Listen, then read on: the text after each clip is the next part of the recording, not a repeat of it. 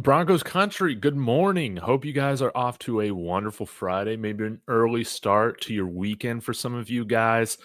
Got some Cooper Kupp updates. We got some mad conflicting reports that developed last night after I got done with my live stream. So we're going to break all those down, try and dissect where is the truth? What is going on? How do you guys read this situation where you got big time NFL insiders on opposite sides of the fence with what they are reporting, what they're hearing? I find that very, very interesting.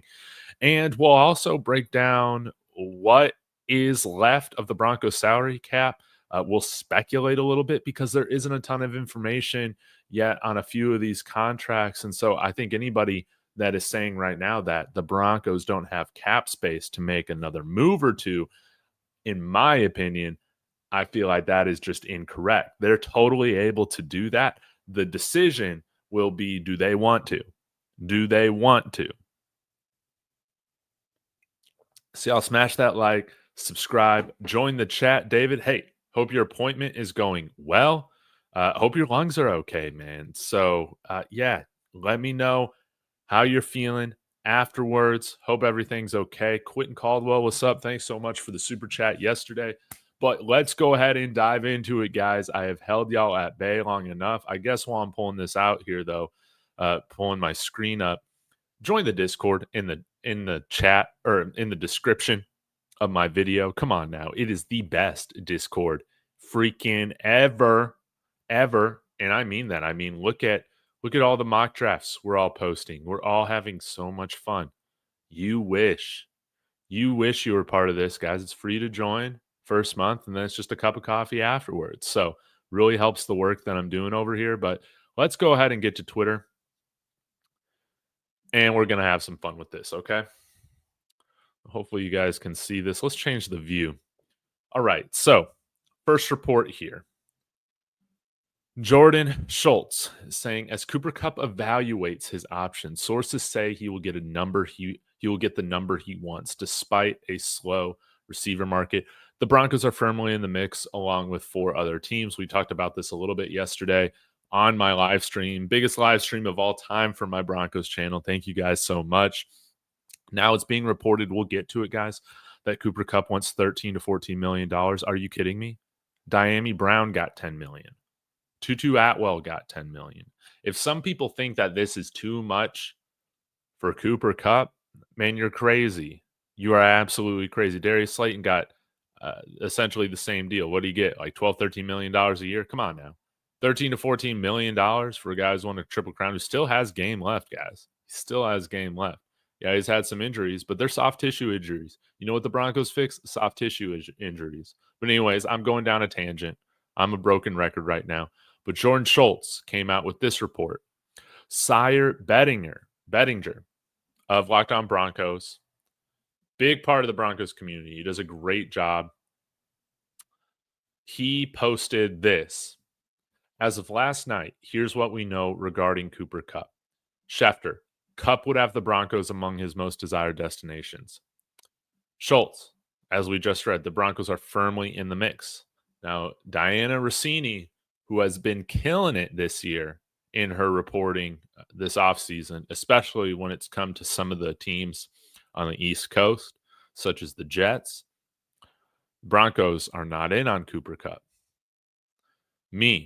Let's get Schefter, Schultz, and Rossini in a Starbucks and figure out where the truth is, right?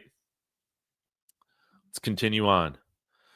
And I wanted to include this because, again, you got a ton of just former Broncos NFL dudes talking about how great of a fit Cooper Kupp is for the Broncos. Like, it just makes sense. Like, it just does. But you can see Nick Ferguson here saying Kupp would help reshape the Broncos receiver room with leadership, attention to detail, and route running.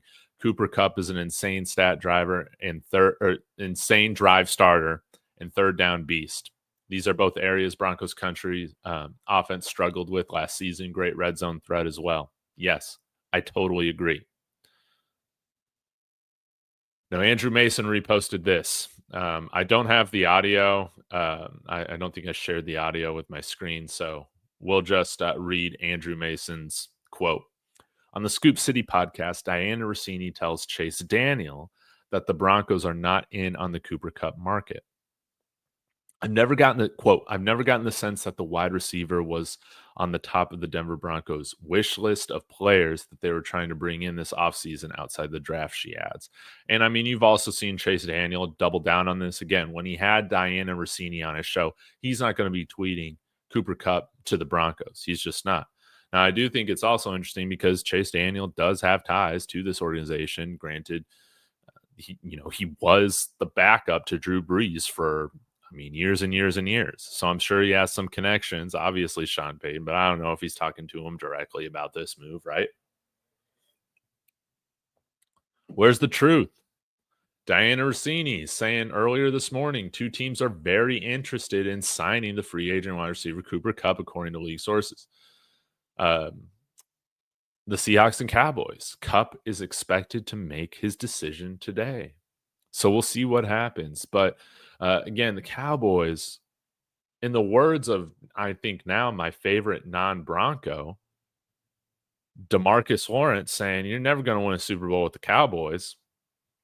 Why would he even go to Dallas? Again, I know his old receivers coach from Eastern Washington is there. That's the big connection. But to me, Dallas and Seattle, these are not legitimate contenders. Legitimate contenders.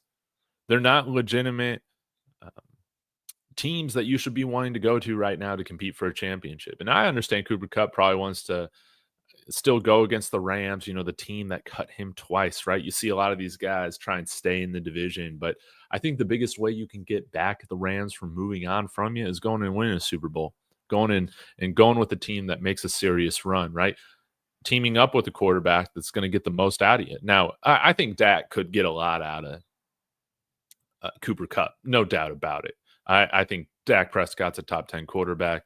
A lot of people just hate the Cowboys, and Cowboys fans, they just hate themselves, to be quite honest. So, but in Dallas, you don't have nearly as complete of a team as the Broncos have right now. No doubt about it. We are in prime position to win the AFC West. People don't want to hear that. We're going to be making some noise. We're going to be right there. And Cooper Kupp is one of those signings that helps take us over the top. I'll get to some of your comments here in just a moment. Where do you feel like the truth is? Is it with Diana Rossini? Is it with Jordan Schultz? I mean, these guys are reporting two things totally different. Now, I think it is fair to say that Adam Schefter mentioned that Cooper Kupp would have the Denver Broncos, one of his top teams. He didn't say the reverse, that the Broncos would have Cooper Kupp at the top of their list. That's very true. Notice how he said those things. But again, when you got players, former Broncos, and again, Nick Ferguson is an example of one of them,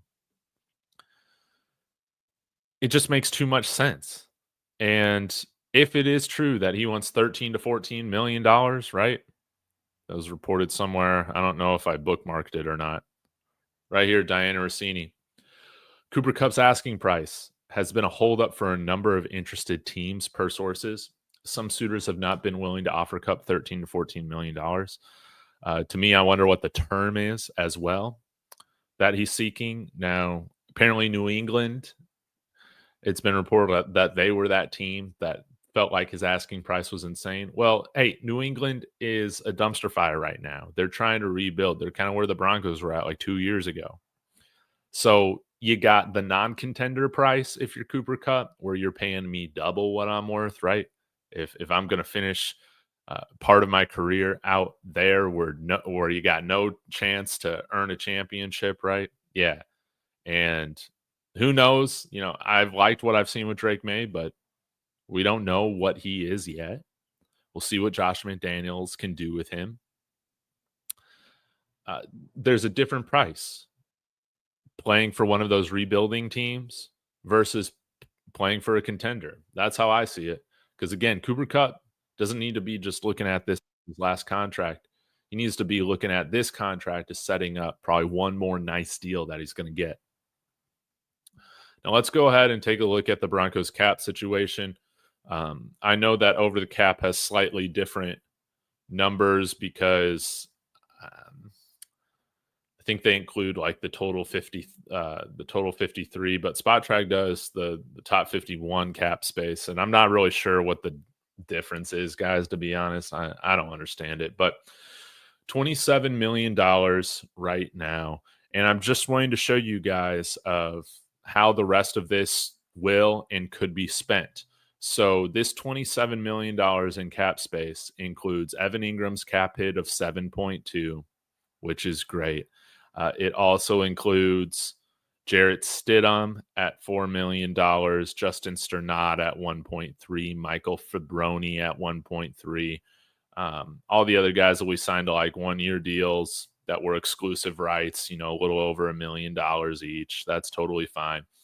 There are 3 players right now that we have not had contract information released yet for.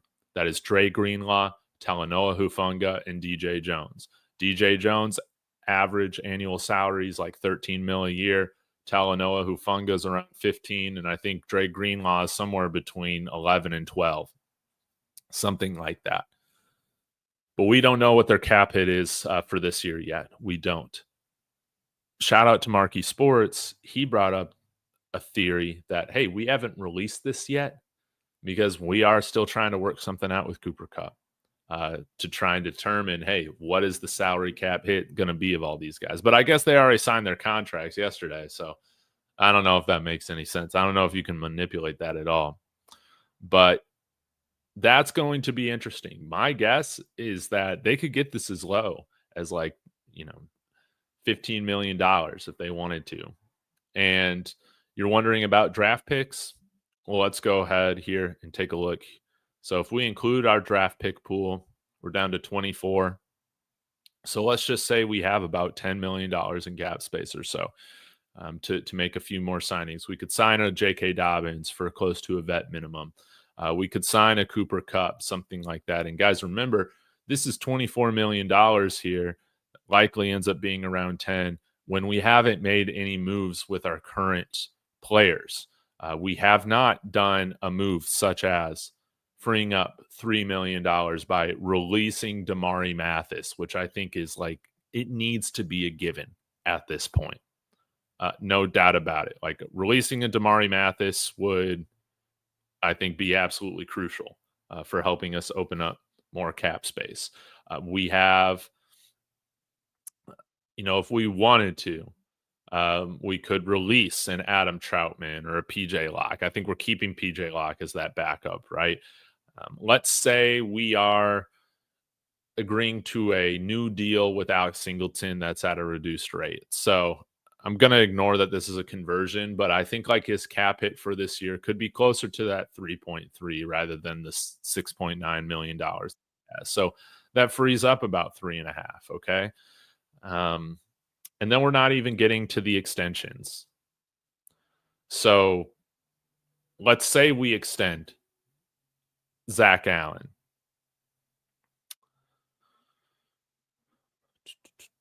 Where's the extension button? Yeah. We could extend him. We can get his cap hit to, this is like as low as $7.745 million.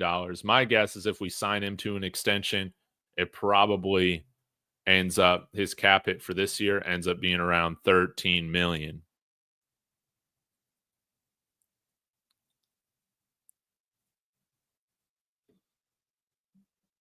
Something like that.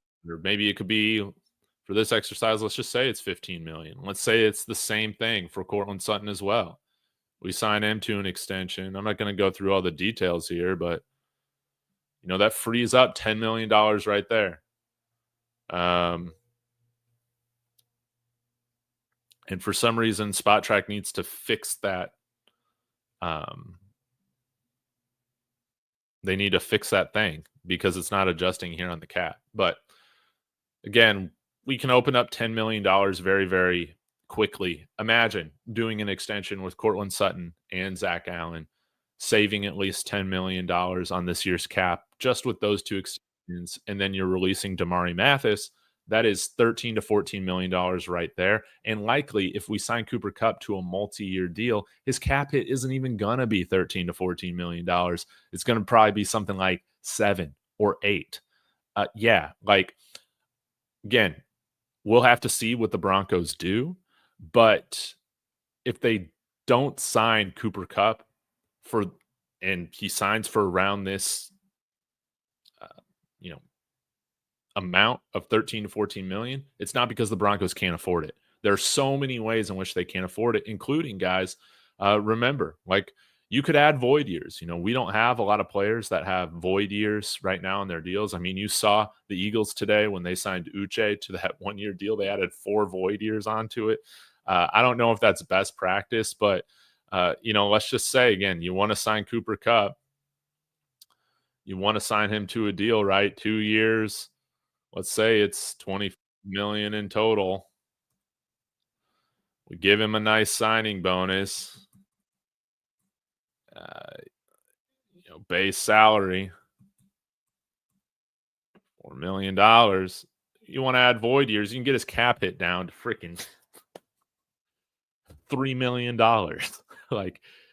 And because we haven't done this with players, there are guys that I think are worth doing it, that I think provide minimal risk to the salary cap moving forward, which somebody like a contract like this would. So, yeah, again, if someone's telling you we don't have the cap space or we can't make it work, I just don't find that to be true. Again, when you look at the fit on this team, I think it makes total sense. What he brings to the locker room, leadership wise, as well as you want some players with versatility. Sean Payton really values that.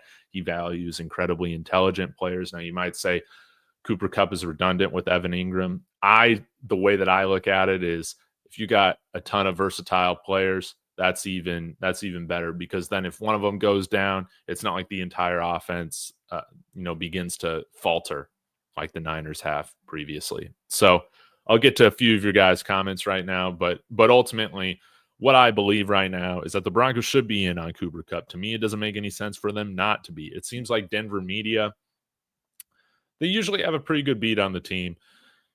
They all seem to be in on it, which I think is telling. But yeah, I'll go ahead and get to some of your comments. Please be sure to smash that like, subscribe, and join the Discord. Kodiak saying, yeah, 12 to 13 million isn't bad, even though Kupp is on the tail end of his career. One of bona fide scrubs are getting $10 million. Exactly. Now, is he asking for Devontae Adams money? Well, hey, maybe then we can start having a conversation. But I find this to be totally reasonable. Sire is great, man. He's fantastic.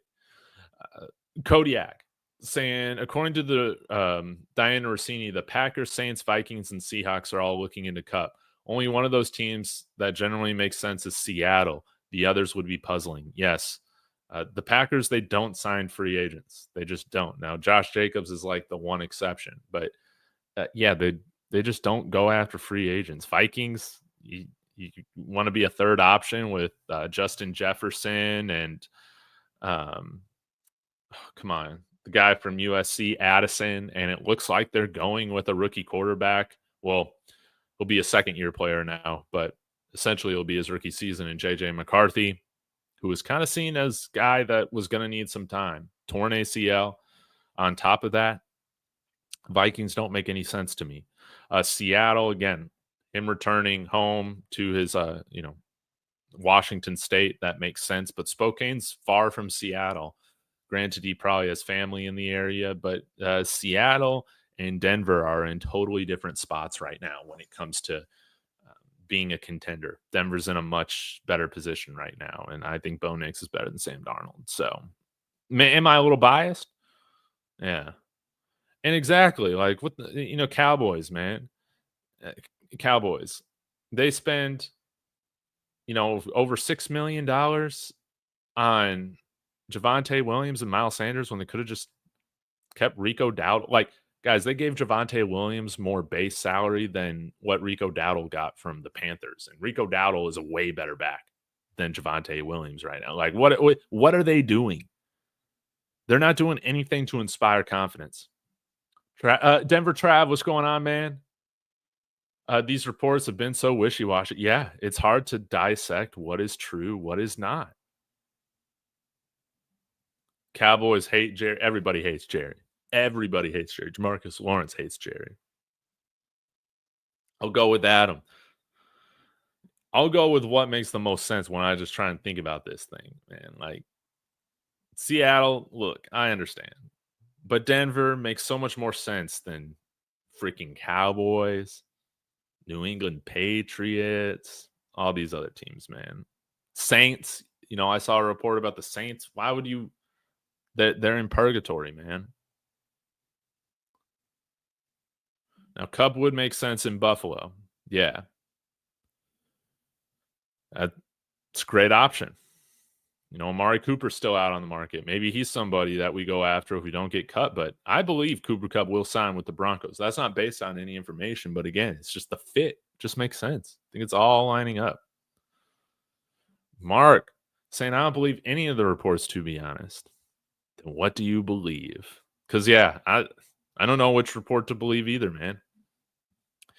If we don't get Cooper Kupp, what do you think of Brandon Cooks' reunion with Sean Payton? Well, I still like Brandon Cooks, and I think he would come pretty cheap. Granted, we just saw Tutu Atwell get $10 million guaranteed, so I don't really know, right?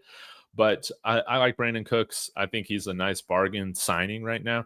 But Cecil Lamb, he said that him, Brandon Cooks, and Sean Payton aren't exactly, friends. Maybe that's something money can solve. But yeah, I find that interesting. I think Twitter put it well. Word on the street is that those two don't really see eye to eye. And I think that's why you haven't seen him talked about coming here. But if they can ice that over, I would love that. I would love that. What's going on, D-Rock? The GOAT. Yeah, you cut PJ Locke, that frees up $5 million, and you draft Nick Eamon-Wardy from South Carolina there at pick number 20. That would be great. Again, then, you restructure Alex Singleton, you cut Damari Mathis, and you cut PJ Locke. If you want to do that, that's $11.5 million in cap space right there. You don't even need to think about those extensions and stuff yet. Is that interesting?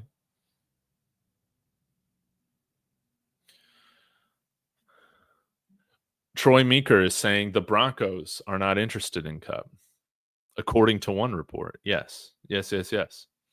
Confident that we will have about $17 to $20 million in cap space. I think you're right, too. When you factor in what the extensions look like and stuff like that, yeah. T-Fishes, I covered this just a little bit. Sorry, I probably got to this after. But, yeah, I think we could open up, as much as 10 to $25 million in cap space if we wanted to really backload those deals.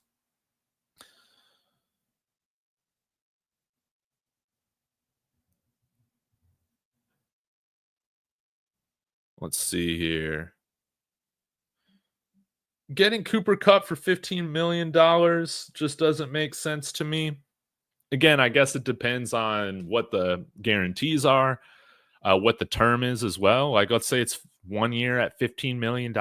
Like, you got to spend the cap space anyway, Now, if he wants big time commitment for 3 years, I could understand that. But again, I feel a little bit different about this than you do, Aaron. But everybody has their price. We'll see what George Payton and Sean Payton's kind of breaking point is for this. But would you be happy at $13 million? So are you really going to let $2 million get in the way of bringing him in when a Diami Brown is costing $10 million, man? Like, what is going on in this economy? We got to fix this economy. Now, it's going to be interesting to see if we sign JFM to an extension. I thought he was great for us last year. He had the highest interior pressure rate in the NFL last year. I don't think he will command an extension that will be like a Zach Allen amount. At least I'm thinking. Now, I don't know what he wants, but he's been very vocal that he wants to get extended on Instagram, on Twitter, all that. I hope we can get it done. Now, D-Rock, I'm totally fine not pursuing Kyle Juszczyk, man. He's going to be 34 years old. I know he's all pro last year. Give me the 26-year-old Nate Atkins, man. I think Kyle Juszczyk is an overpriced luxury right now, man. Yeah.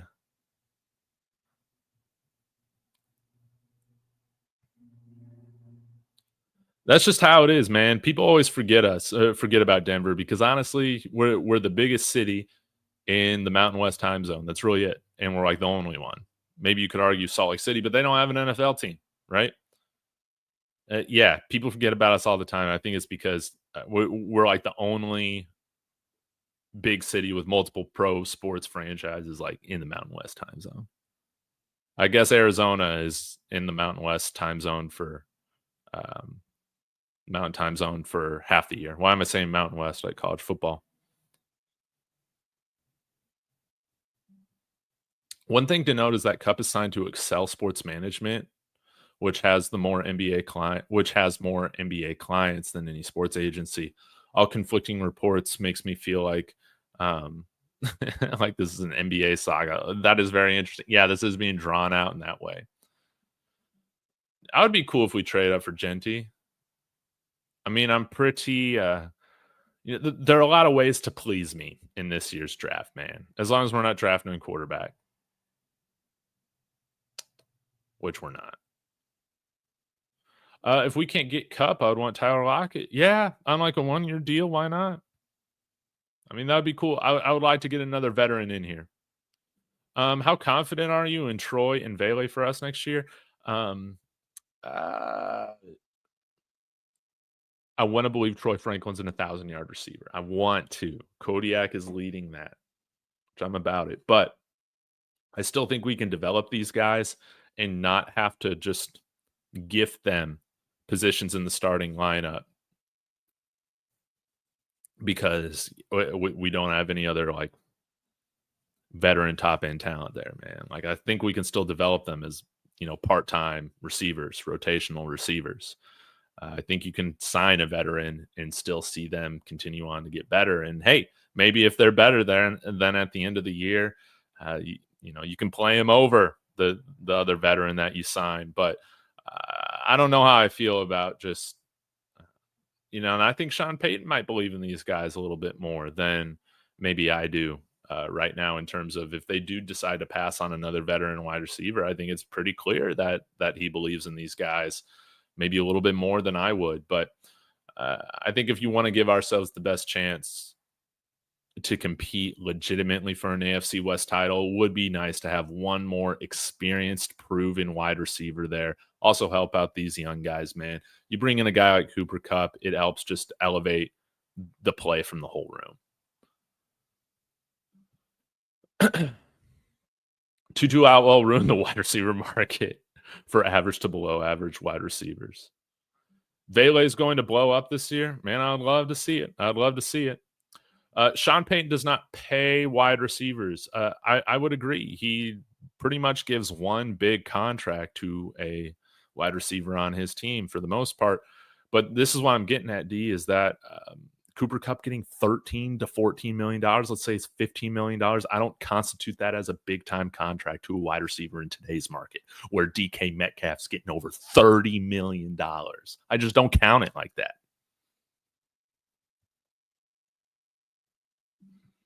I'm cool if we go wide receiver at 20. That would be fun. We don't need Kupp, but he'd be nice to have another vet. Wonderfully said, Kenneth. Who the hell is Kyle Juszczyk going to block for? Exactly. Hopefully we can get the tandem, man, of Quinshon Judkins and Travion Henderson. That's the one I'm on today. If we trade back from 20, right? Get some more picks. There have been, some NFL draft guys that say, hey, picks 15 through 50, they're all around the same tier. So why not trade back, get more? And that'd be pretty fun to just bring that tandem over here from Ohio State. completely or totally unlikely. But that'd be fun. We would automatically have our Sonic and Knuckles combination right there. Yeah, speaking of that, Chief Fishes, I saw Mark where we traded down with the Giants for an additional second and third. Would you like that? Yeah, sure. Yeah. Again, there are a lot of players that I like in the top 100. So, um, yeah, at pick 20, I think we're going to have a lot of options. We could move up, we can move back, we could stay, of course. But yeah, that I don't know if I have a total preference right now because we don't know exactly how the board's going to fall. If the Broncos miss out on Kupp, who would be a better fit with us? Diggs? No, I think Diggs has more CTE than the other guys. Allen, who's Allen? Keenan Allen and Amari Cooper. I mean, I've always liked Keenan Allen, but Amari Cooper might have a little bit more juice left still. I've always really liked Amari Cooper's game. I say, yeah, Diggs, no Diggs. Fit, I think Amari Cooper and both Keenan Allen can be wonderful slot guys for us, but maybe Amari Cooper can still give you some stuff on the outside. Stephon Diggs coming off that ACL plus CTE, no. Yeah, Brad D wants more picks in a rich draft. Trade back. I wouldn't mind that at all. Is Todd Gurley still out there somewhere? Yeah, maybe we can fix this chronic arthritis. Let's just do it. If we want a 5th-year option, trade back to 30. That would be with the Bills, I believe. We could stay above the Chiefs, so that's really, really important. Yeah, Henderson, Devin Neal. I'm going to do a video on this. Shout out to CU Andy for connecting me with this website, but you can look at all the visits that we've had so far. Running backs here, DJ Giddens, Ashton Genty, Omari and Hampton. I'm not showing it. Let's see here. Yeah, you can see your DJ Giddens, Ashton Genty, Omari and Hampton, Caleb Johnson, Scattaboo. We visited with Jordan James, Devin Neal, Brashard Smith. What I find interesting is that no Ohio State players were visited with. I find that very, very interesting, and I think it's a misdirect from Sean Payton, totally, because there's no way we're not in on Quinshon Judkins and Travion Henderson, Emeka Egbuka, Tyreek Williams, man, these guys. So, yeah. Thoughts on signing Vontaze Perfect and cutting Alex Singleton? Terrible idea. Terrible idea. Vontaze Perfect still ain't even he's not even playing. This is a joke, right? This is a joke. But maybe we could bring in that guy, Kaiser White. CU Andy seems to be a big fan of him from Arizona. But yeah, we need to get that cap hit a little bit lower, I think, for Alex Singleton. It would be nice to add another linebacker, but maybe we add that linebacker in the mid rounds of the draft. We visited with Jeffrey Bassa. I think that he could be pretty interesting.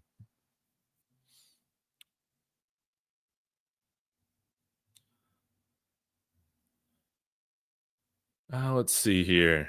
Who do you like better in this year's draft, Caleb Johnson or Omari and Hampton? Man, I really do like Caleb Johnson, but the more and more I've started to watch Omari and Hampton, I can understand why he's seen collectively as that next back after Ashton Genty, man. So I really do like how he plays. Now I wish both of these guys had a little bit more home run speed. That's my only issue. Guys, I'm really partial right now to getting a running back, man, that can truly hit those home runs. I don't know if either of these guys got that long speed in the NFL to do that. We'll have to see. But I think it does say a lot about Caleb Johnson that facing stacked boxes all the time and just was incredibly, incredibly efficient. So, yeah, but who am I going to take right now? Give me Omari and Hampton.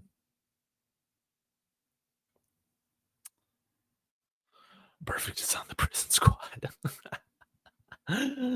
Oh man, so happy. Buckeye DK saying Hampton ran 225 a 4.4. His film is way better than Johnson. Man, he plays with a lot of tenacity, man. If you're a fan of Najee Harris, which I was, how can you not be a fan of, or like, prime Nick Chubb? You should like how Omarion Hampton plays ball, man. He plays ball in a really fun way, and he's just tank. And if he's the pick at 20, man, I'd be thrilled. I'd be thrilled. Again, only if we're going like corner in the first round or quarterback or like offensive tackle am I going to be like kind of upset, right? But we're not going to pick any of those positions. We're just not. Maybe if one of those elite corners falls to us, but to me, we need some offense. We need some juice, baby. We could go Loveland.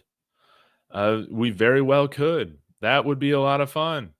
We could grab a running back in the second round and get Bashol Tootin or Dylan Sampson or, Tootin. I think he'll be a day 3 guy. Dylan Sampson. I still like Dylan Sampson. You could get both of them in the draft. There are a lot of running backs, man. There are a lot of running backs we could get. If we go tight end in the first round, I'm cool with that too. I think, ideally, I'd want to get one of these elite defensive linemen, honestly. But, yeah, you can still get some good ones in the second, third, fourth round as well. Luther Burden, I did a mock draft today where I traded back and Luther Burden landed to me, so I went with him. He's a fun weapon, man. A guy that, again, I think, as he develops, would demand double teams in the NFL. As much as I would love to see Kupp come to Denver, my best bet would be he goes to Seattle. Oh, man, I would absolutely hate that. But, hey, some of the reports are reflecting that, Celestino Torres. You're absolutely right. Again, it doesn't mean more to him to face the Rams twice a year or to be on like another legit contender. We'll have to see. Kenneth Grant, Derek Harmon at 20, Walter Nolan, I'll include in that group. Incredible. All right, guys, I'm going to get out of here. Thank you so much for hanging out with me. If you're catching the replay, y'all let me know your thoughts on all this in the comments. And, yeah, again, please be sure to like, subscribe. I'll be live whenever we get our next signing, as long as it's not during the Spurs game I'm going to tonight. So y'all have a wonderful evening or day, evening if you're watching this on the replay. Go Broncos.